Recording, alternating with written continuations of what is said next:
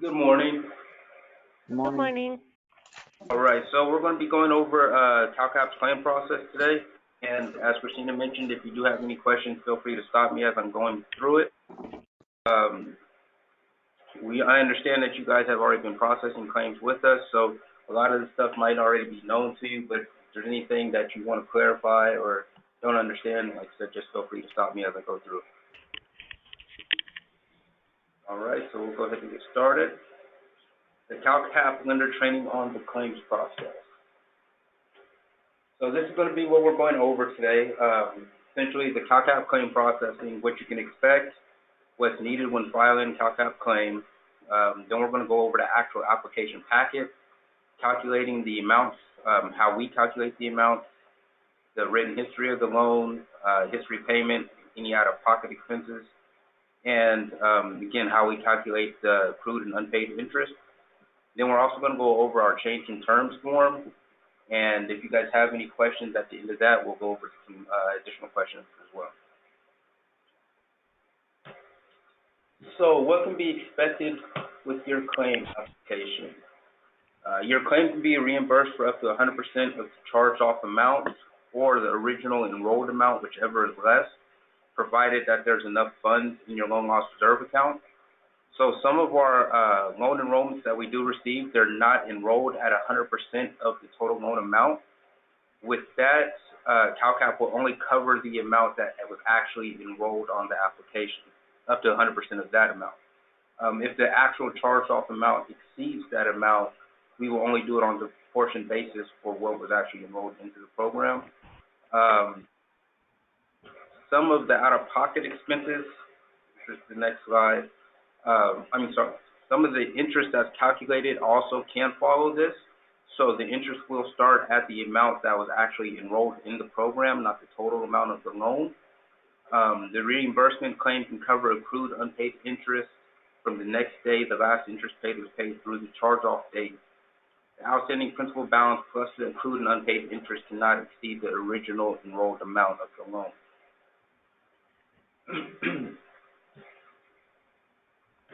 And we have the out-of-pocket expenses. So reasonable out-of-pocket expenses when accompanied by a paid receipt can also be included in the reimbursement claim. Now, one thing about the out-of-pocket expenses, this can actually carry you over that enrolled amount. So if let's say the recovery costs exceed the amount that was actually enrolled into the program, if it's within reason, CalCAP will cover it. If it seems like the out-of-pocket expenses are just too great and there's no real attempt that the truck can be sold or salvaged, then CalCAP might question why was it processed that way, and then there might be a discussion about reimbursement for it. So if there's ever any question about whether your out-of-pocket expenses will be covered, the best practice is to actually reach out to the processing analyst before you make the payment to find out what the proper steps or the best plan of action is regarding that loan. So what's needed when filing a claim? First thing that we're going to need is the completed CalCAP claim application. The big thing is you don't want to forget to sign the application. It seems simple, but a lot of times that does happen.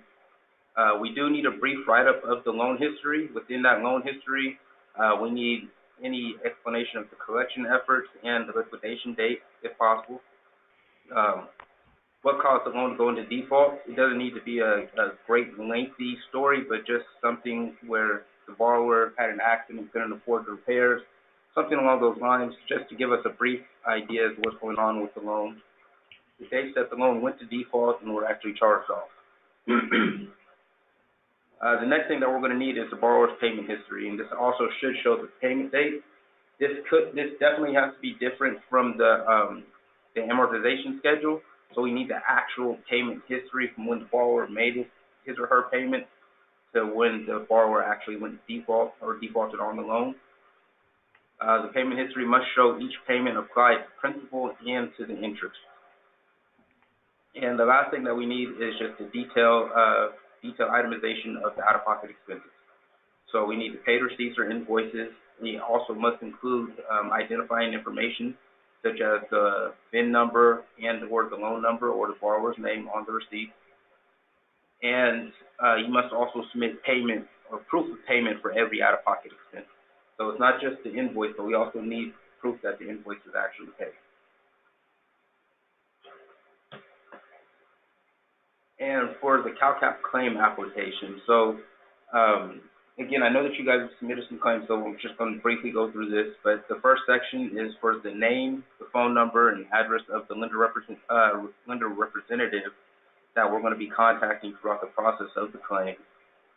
The section to the right of that will have the CalCAP ID, CalCAP loan number, borrower's name, and the borrower's DBA. All that information is required, and it must match the original CalCAP loan application. From there, we're going to need the original principal amount that was enrolled in the program, not the actual total amount that was given to the borrower, if they differ.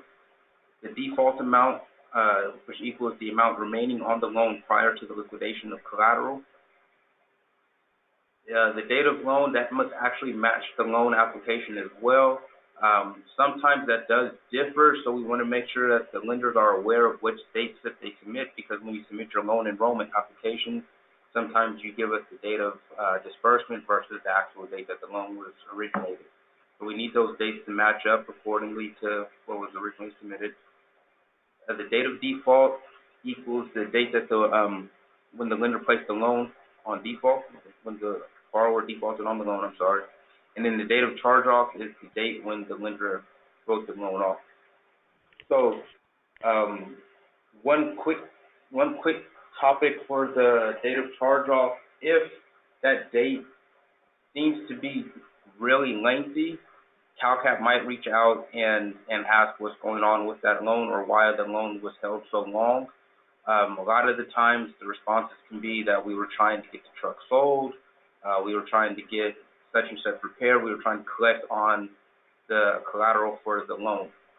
All those reasons are valid, but if there were no efforts, then we will ask why, and then that will also be a determining factor of how much interest is paid back on that loan.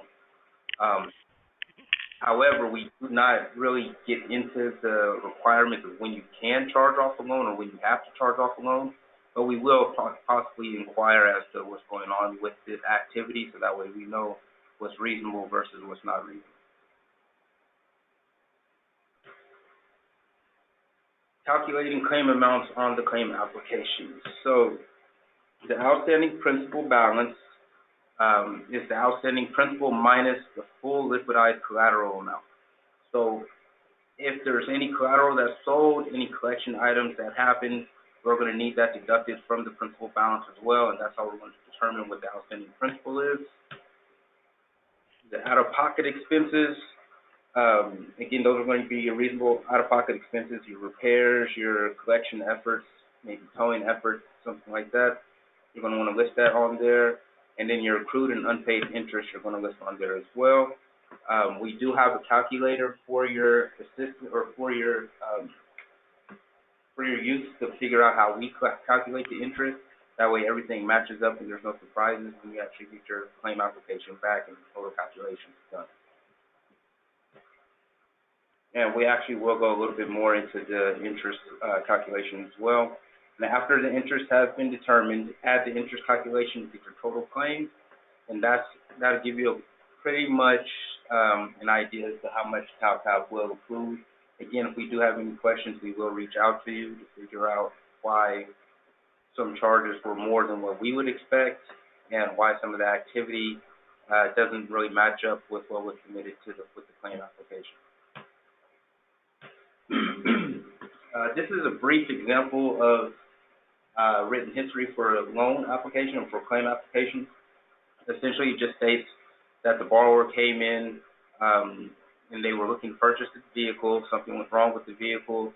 They were making consistent payments. However, they could not keep up with it. Again, we don't need a really lengthy written history, but we do need something that gives us a good picture as to what's going on with the loan, more than just the borrower stopped making payments. So if there were any repairs, we need to get basically an explanation as to what happened with the repairs, why the repairs were deemed necessary, and then what the determining factors were for that.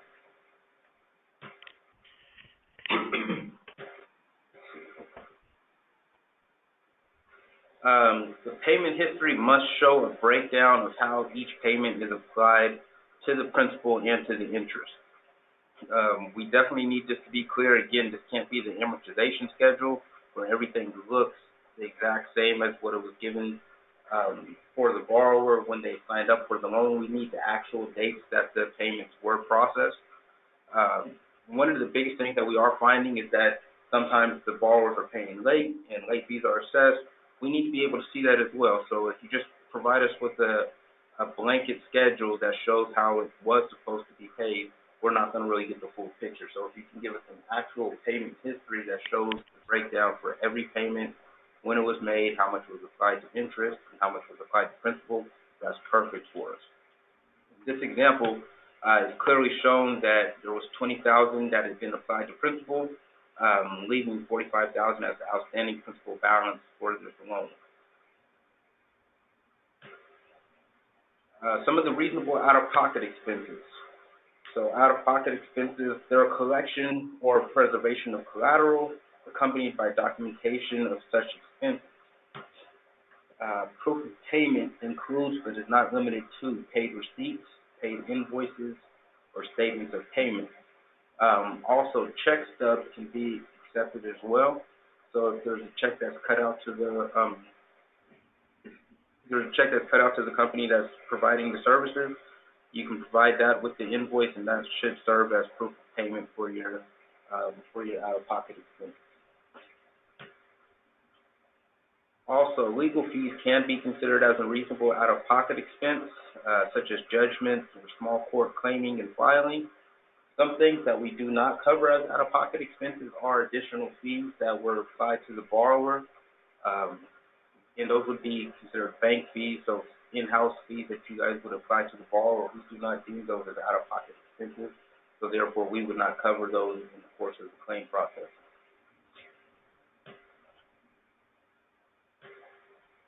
All right, and so for our interest calculator, as I mentioned, if you click on the link, this will bring you to this page. This will serve as a tool to figure out how interest is calculated by CalCAP. That way we're on the same page. We find that some of our lenders calculate interest on a 360-day schedule. Some of them do 366 days, depending on the year. Some do 365. To be consistent across the board, CalCAP has implemented a 365-day schedule. So if you plug in the numbers, the day after the final payment was made by the borrower, the date after charge-off, the interest rate and the principal balance, that's the outstanding principal balance, it will calculate what the daily rate of interest is going to be, and it'll calculate how much interest is actually going to be paid out on the loan. If you look to your bottom right, that's where you're going to want to input the additional information such as the loan amount. That loan amount, you're going to want to put the amount that was enrolled right below it. So you can put the total loan amount at the top, but the enrolled amount is definitely important for CalCAP because we're only going to cover the amount that was enrolled on the original application. Any liquidated collateral that you receive, we're going to want to put that right below that, and then we're going to get all of the calculations going. Out-of-pocket expenses are going to be covered at 100%, depending on, again, if they're reasonable or not. Are there any questions on the interest calculator? No. All right. Actually, I have a question. Okay. So you're saying on this form we only fill up where the green cells are, not the blue ones, correct? That's correct. You're only going to want to complete the green cells. Okay. So, like the number of days, is this going to be populated automatically? Yes, it automatically populates. It's going to do so. Everything in blue is going to be automatically. We just need me plug in the green stuff. That's green correct. Stuff. Okay. Thank you.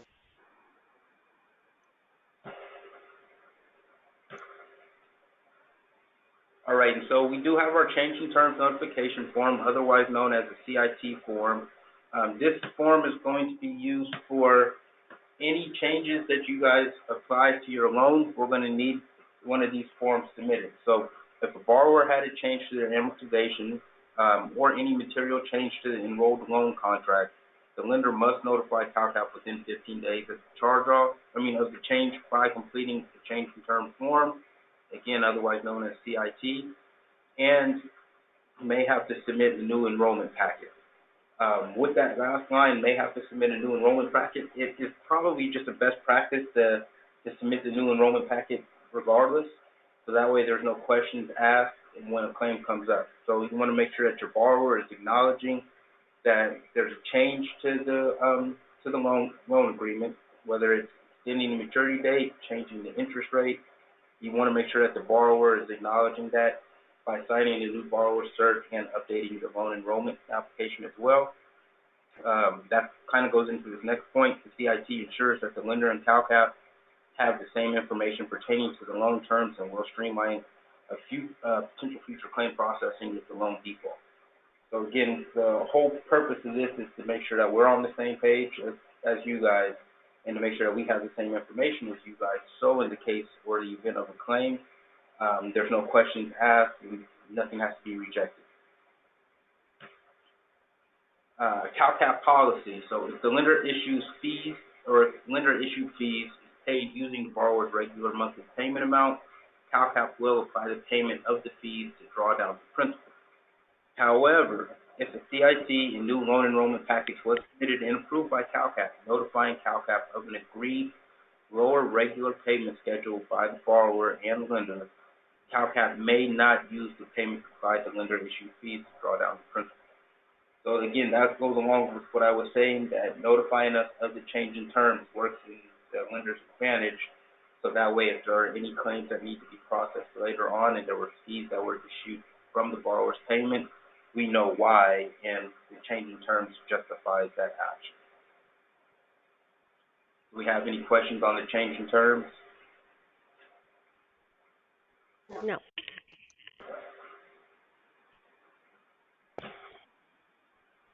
Change in terms continued. This is the regulation that supports the change in terms form.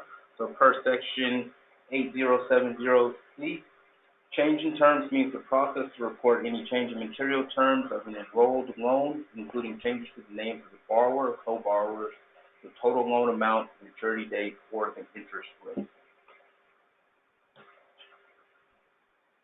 If any of the terms other than the interest rate have changed, the lender must also submit the following: the change in terms form, the amended loan enrollment application, new lender certification, and new borrower certification.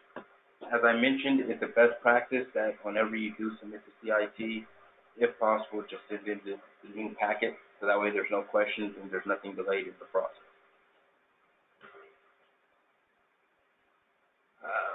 Per new CalCAP regulations, 8072, section I-4, CalCAP may authorize a single extension of the maturity date of an enrolled loan for up to 180 days if the lender provides written certification to its credit policy that provides for such extension of the maturity. So in your loan agreement with the borrower, if it's written out or spelled out that extensions can be provided in case on a as-needed basis per the borrower's request or per the in-house policy of your institution, CalCAP will go ahead and grant an extension for that loan and cover that extension for up to 180 days if you can furnish written proof that that policy exists within your institution at the time that the borrower agreed to sign up for the loan.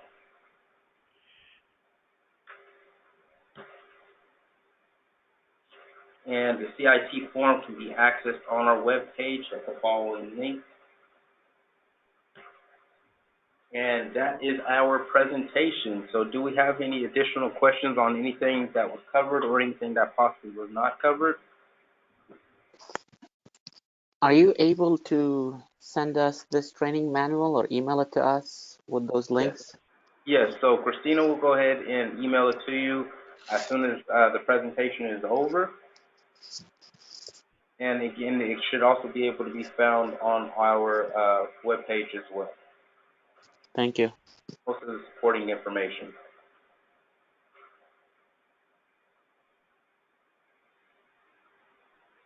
And did we have any additional questions? No, thank you. Well, if you You guys, got, sorry, go ahead. sorry, No go more ahead. questions. Oh, so if you guys do have any additional questions, like after the phone call, just go ahead and, you can always call Angie or call me. I'll be emailing you, so you guys will have my phone number there. Or if you want to talk to Leandro again, just let us know, and we can forward you his address, his email address, or his phone number. Thank you. Yeah, Perfect. you guys are Thank welcome. Thank you. Have a good day. You too.